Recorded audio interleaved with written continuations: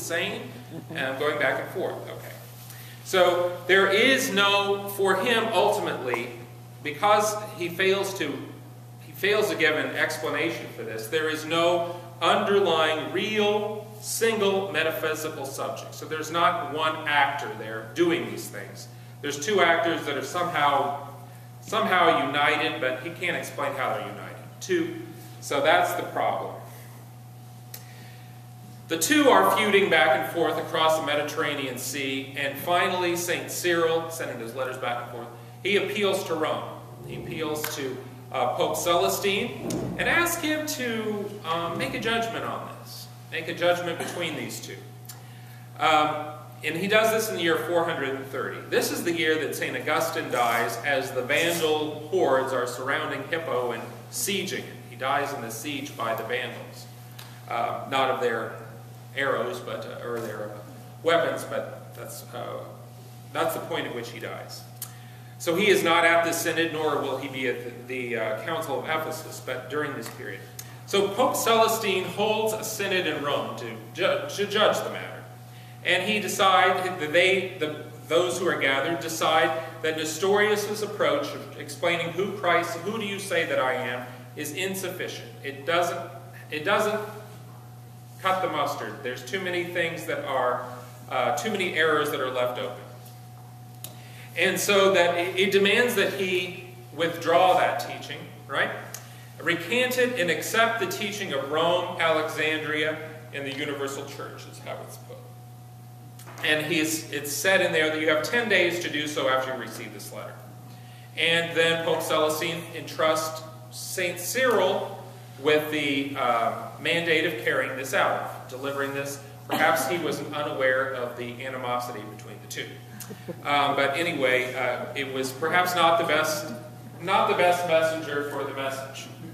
To carry out the decrees, informing him that he was to appropriate the authority of the Roman See. So St. Cyril is kind of given the authority to act as the Pope's ambassador in this case, and to use the Bishop of Rome's position so that the divine sentence of Christ, as it was said in the letter there, might be enforced.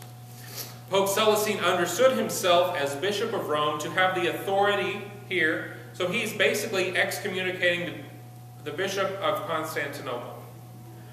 This is a big move. It happens once before this, when John Chrysostom is Bishop of Constantinople, and not to John Chrysostom himself, but to the person they put in his place during those 3 years of exile.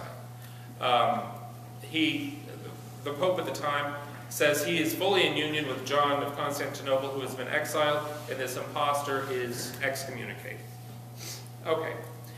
So, meanwhile, this isn't quite enough for Cyril. He likes to stack the deck as much as possible, so he writes letters to the emperor and to his wife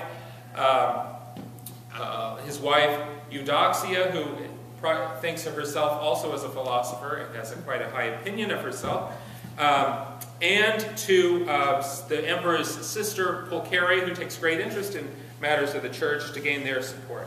And his letter there is not received quite as favorably, and the emperor responds that he's going to hold a general council.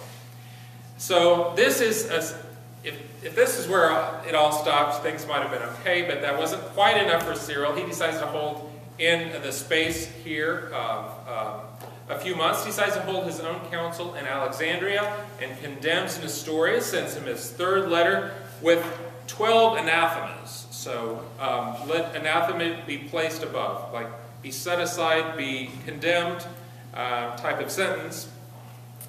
That Nestorius must assent. He must, and these that are going to come in a little bit here, he must assent to these things. So he goes beyond what he was told to do as the representative, and perhaps overplays his hand. Now, when he writes about Christ, right, what his teaching is, there's no error in it, but there seems to be a lack of concern with charity here, at least how Nestorius is being treated.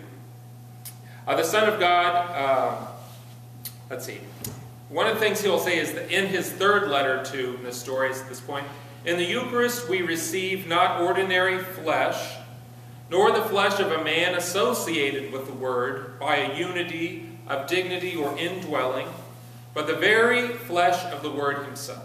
All right? So that connection not just with this abstract Christology, but with the Eucharist itself, with the very liturgical life of the Church, with the very life of faith.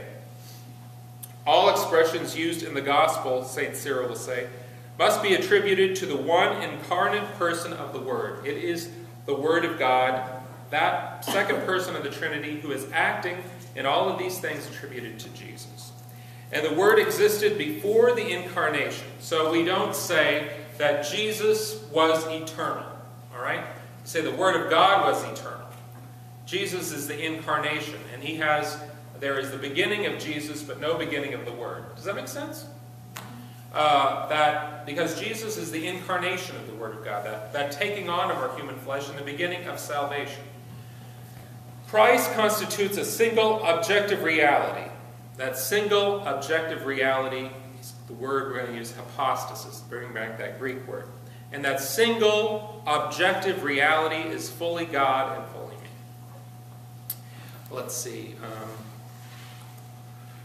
St. Cyril of Alexandria. The reason why personality of the divinity and of the man are identical, this is a commentator on St. Cyril of Alexandria, is because the human personality is simply that of the divine subject. So the Word of God is the person, right? One God and three divine persons. The person of the Word of God is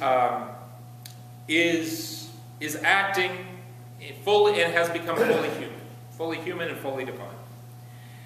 The Word became flesh to make mankind His own, and we'll also say that St. Cyril will reject the expression in two natures, because he uses nature differently than the way we use it. So again, how you use the words creates all these controversies, and perhaps a little more patience with trying to understand the different usage in the different places would have saved some of the fallout. For him, nature is equivalent to that term hypostasis, that being